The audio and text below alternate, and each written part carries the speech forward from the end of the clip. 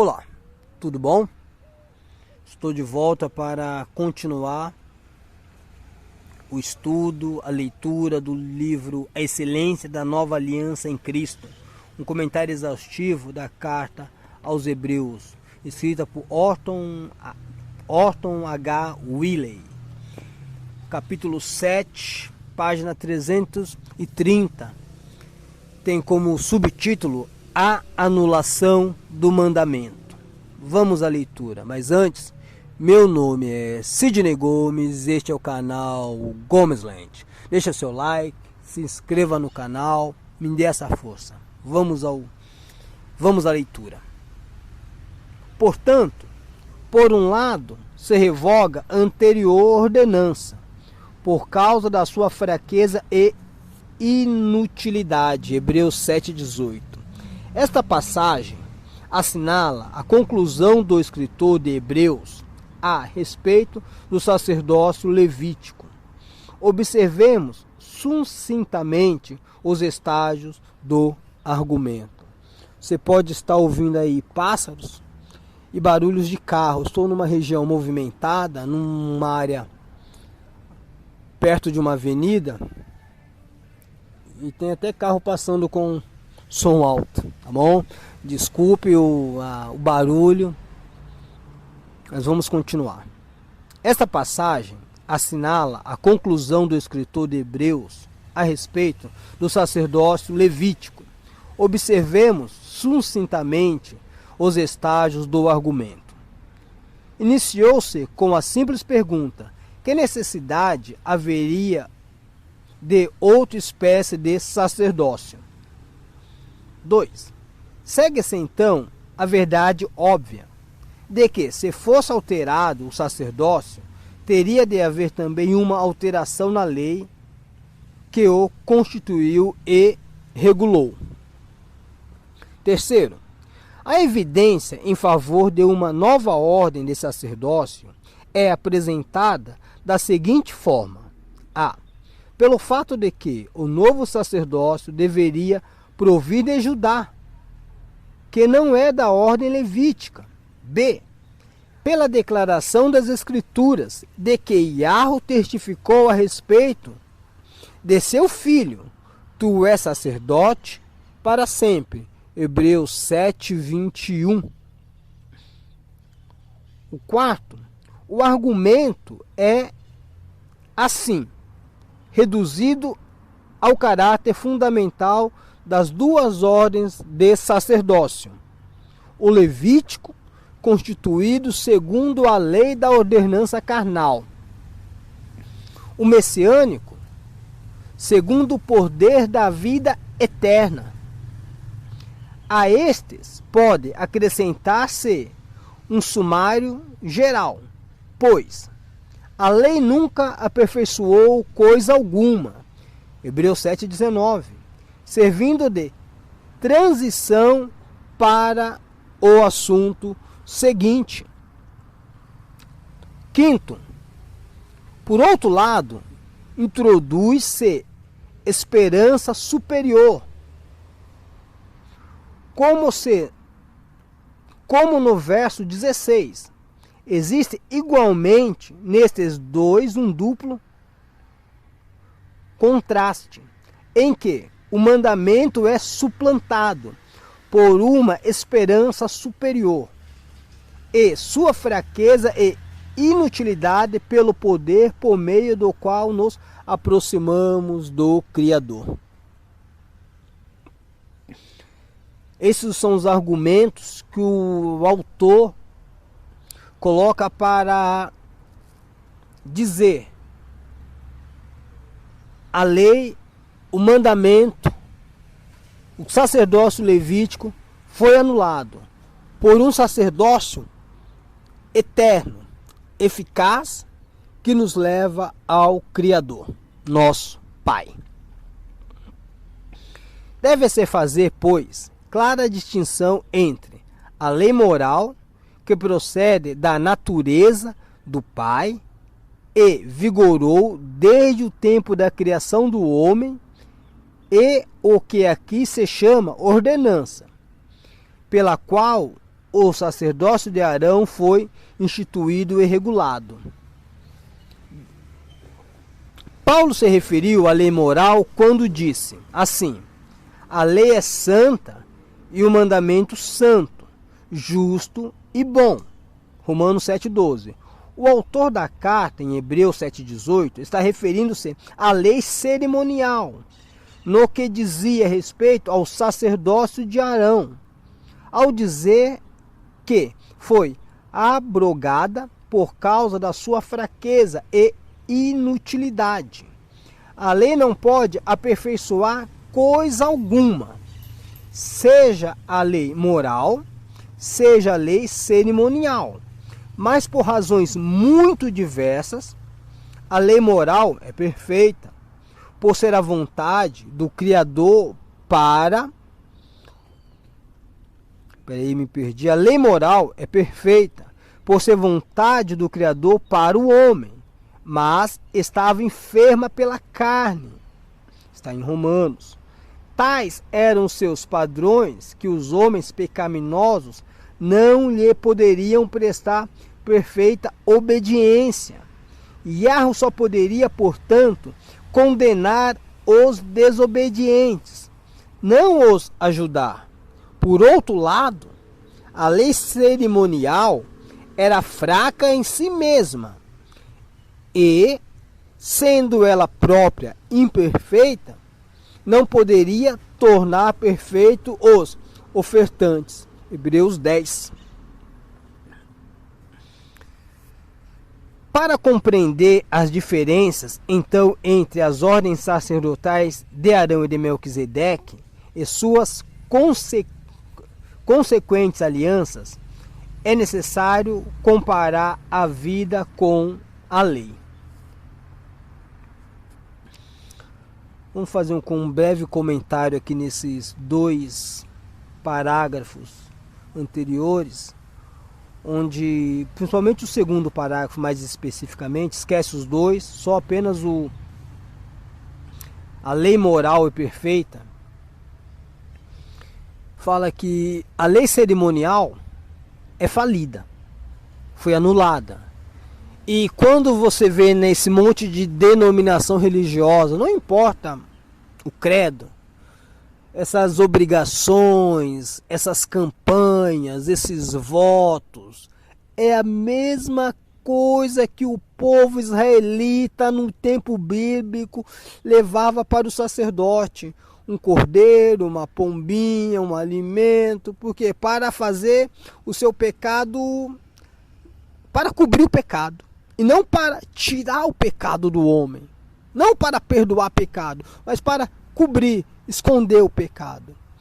Então, hoje não é diferente. Logo, eu entendo que quem vive de uma forma religiosa, sabe, lendo terço, andando de joelho, acendendo vela, fazendo obrigações, fazendo campanhas, o que está acontecendo ainda está não no sacerdócio levítico, porque não no sacerdócio levítico, mas no sacerdócio religioso, um sacerdócio falido, um sacerdócio onde homens se dizem pastores, padres, pais de santo, e seja lá qual o título que eles querem para si.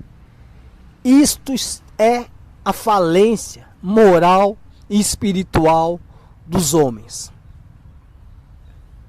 Vamos lá. As criaturas do Pai, as criaturas do Criador agem de acordo com a natureza que lhes foi dada. A árvore boa produz bons frutos, e a árvore má, maus frutos. Assim também, o homem em seu estado original agia de acordo com a santidade de sua vida. Mas ele foi criado como ser moral e espiritual, capaz de escolher entre o bem e o mal, no estado probatório.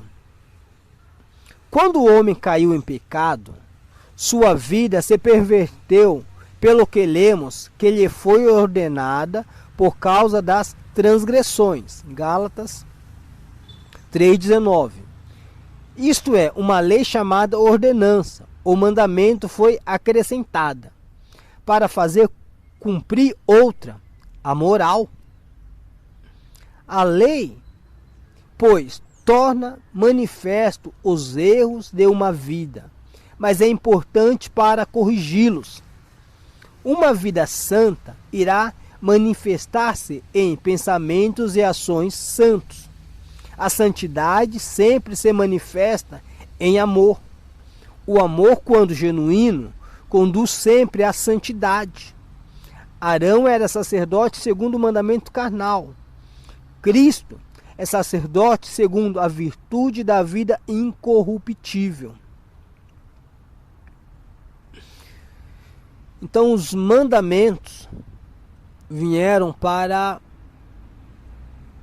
coibir, tentar impedir o homem de pecar. Mas não foi suficiente. Então o homem tinha que ser punido pela lei. E mesmo a punição não tirava do coração do homem o desejo de pecar. Então, nisto, a lei se apresentava fraca.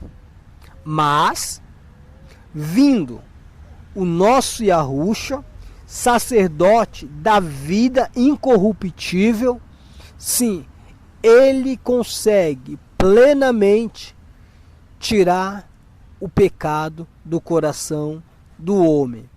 Ele consegue fazer o homem ter ações santas.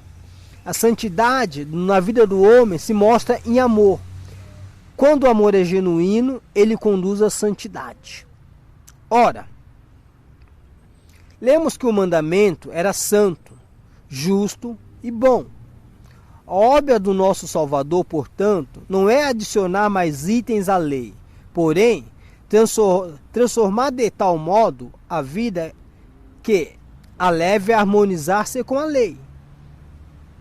Somente quando percebemos que essa nova ordem de sacerdócio age como vida dentro de nós, tornando-nos se a nossa própria vida, começamos a apreciar a profundidade do sacerdócio de Cristo segundo a ordem de Melquisedeque. Em outras palavras, não adianta dizer, eu sirvo, eu sou dele, não.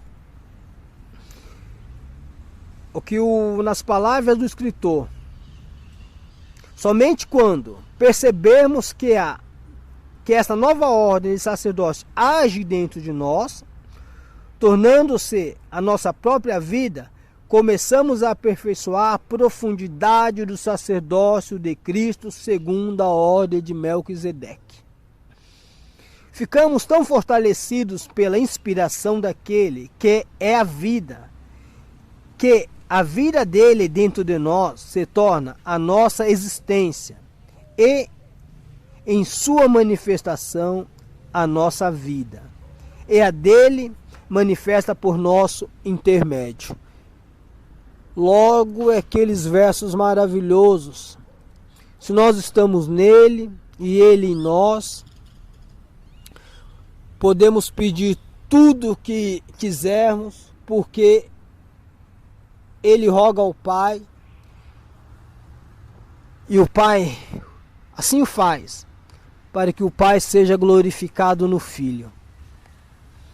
Maravilhoso e bom é servir o nosso Criador na pessoa do seu Filho Yahushua, nosso sumo sacerdote. Quando a carne é crucificada, então, e só então podemos dizer como o apóstolo Paulo, já estou crucificado em Cristo, e vivo não mais eu, mas Cristo vive em mim.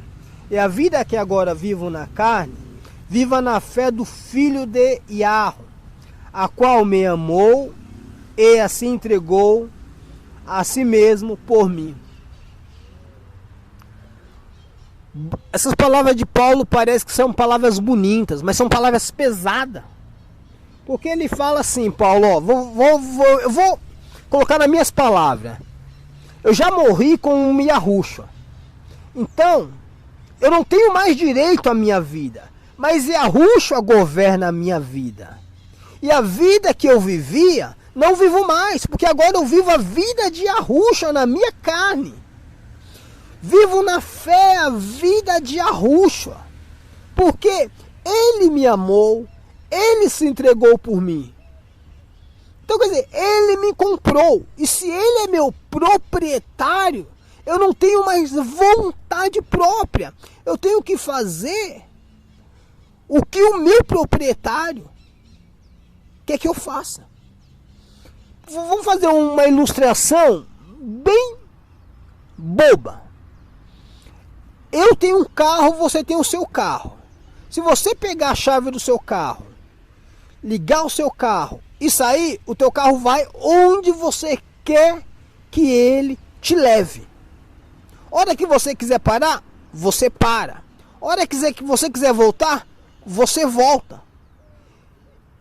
E com Yahushua é a mesma coisa. Se já não vivo eu, mas Yahushua vive em mim, eu tenho que viver a vontade dele que está escrita, expressa nas Escrituras.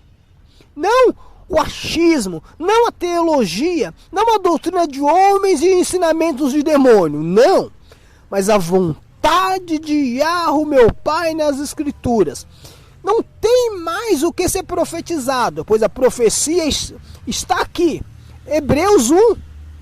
No passado, Yahu falava pelos profetas, por anjos, por sonhos. Mas hoje fala para o teu filho Yahushua.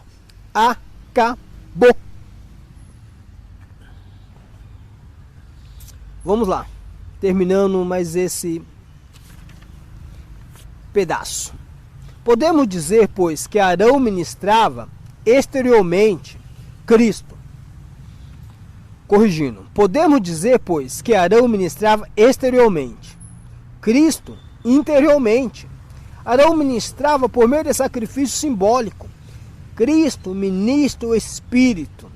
O ministério de Yahushua é a manifestação da santidade e da justiça, procedentes de seu ser, visto que ele tem a virtude da vida incorruptível. Hebreus 7,16. Não é necessário haver interrupção ou enfraquecimento do Espírito naqueles nos quais ele habita. Que maravilha essa palavra.